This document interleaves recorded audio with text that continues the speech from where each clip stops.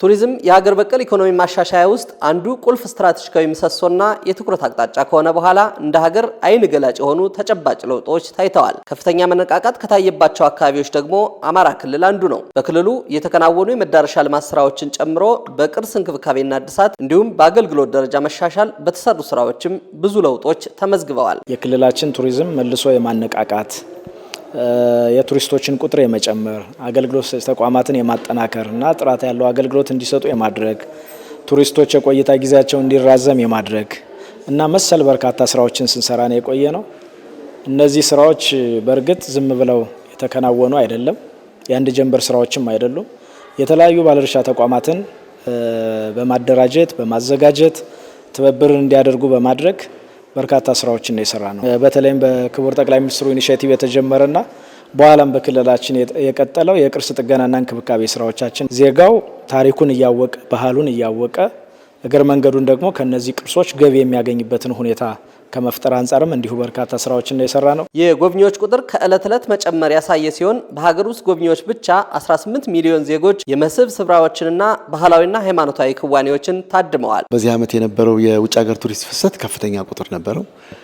በዚህ ዓመት የክልሉን ዋና ዋና መዳረሻዎች የመስህብ ስፍራዎች ተገኝተው የጎበኙት የቱሪስት ፍሰቱን በምንወስድ ጊዜ የውጭ ሀገር ቱሪስቱ ከ58 ሺህ በላይ የውጭ ሀገር ቱሪስት ክልላችን ጎብኝቷል። በዚህም ወደ 374 ሚሊዮን ብር በላይ እንደተገኘበት መረጃዎች ያመለክታሉ ማለት ነው።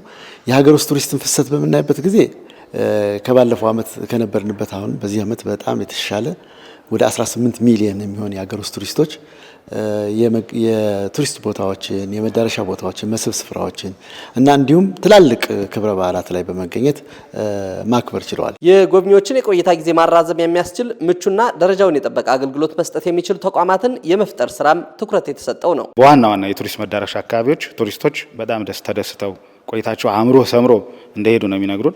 ያ ማለት ደግሞ ነገ ከነገ ወዲያ እነሱም እንዲመለሱ ሌላም ሰው ይዘው እንዲመጡ የሚያስችል ስለሆነ ጥራትንና የአገልግሎት አሰጣጥን ደረጃ ለማሳደግ የተለያዩ ስራዎችን የሰራንበት ነው። በዚህም በጎ ምላሾችን አግኝተናል ማለት ነው። ከጎብኚዎቹ ከ20 ሺህ በላይ ሰዎችን አሰልጥነናል። በሆቴል አጠቃላይ በመስተንግዶ ዘርፍ ማለት ነው። ያ ማለት በዘርፉ ሚኒመም ሪኳየርመንት አሟልቶ ወደ አገልግሎት የገባ ድርጅት ያን ድርጅት የሚያንቀሳቅሰው የሰው ኃይል ነው። ያ የሰው ኃይል ደግሞ አቅሙ መገንባት አለበት። ክልሉ በቅርስ ሀብቱ የሚታወቅ እንደመሆኑ ለቅርስ ጥበቃና እንክብካቤ ትኩረት የተሰጠው ሲሆን 111 ሚሊዮን ብር የወሰዱ 41 የቅርስ ክምችት ያለባቸው ቦታዎች ላይ የእንክብካቤ እድሳትና ሙዚየም ግንባታ ስራ ተሰርቷል። 148 ሺህ ቅርሶች የተመዘገቡ አሉ።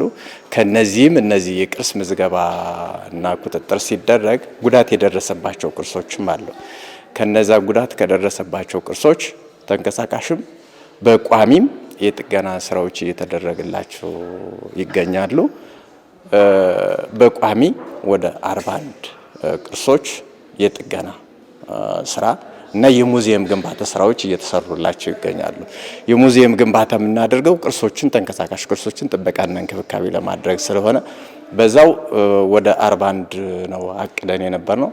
41 ቅርሶች አሁንም ሂደት ላይ ናቸው። ለዛም የክልሉ መንግስት 111 ሚሊዮን ብር መድቦልናል። በልዩ ሁኔታ ባህላዊ እሴትን ተንከባክቦ ለትውልዱ ከማሻገር በተጨማሪ የኢኮኖሚ ትሩፋት እንዲገኝባቸው ለማስቻልም ስራዎች የተሰሩ ሲሆን የህዝብ ለህዝብ ትስስሩን የበለጠ ለማሳደግም ትልቅ እድል የሰጠ ነው። የእደ ጥበብ አምራቾችንም በተገቢ መንገድ በማደራጀት በተለይም የእደ ጥበብ ውጤቶቻቸውን የሚሸጡባቸውን ገበያዎች የማመቻቸት ስራዎችን ሰርተናል። አሁን አማራ ክልል በርካታ የእደ ጥበብ አምራች ኢንተርፕራይዞች ወደ ውጭ ሀገር ሳይቀር የሚያመርቷቸውን የእደ ጥበብ ውጤቶች ኤክስፖርት የሚያደርጉበትን ሁኔታ የፈጠርንበት ሁኔታ አለ። እነዚህ የባህል እሴቶቻችን ካለማናቸው የቱሪዝም መዳረሻ ናቸው።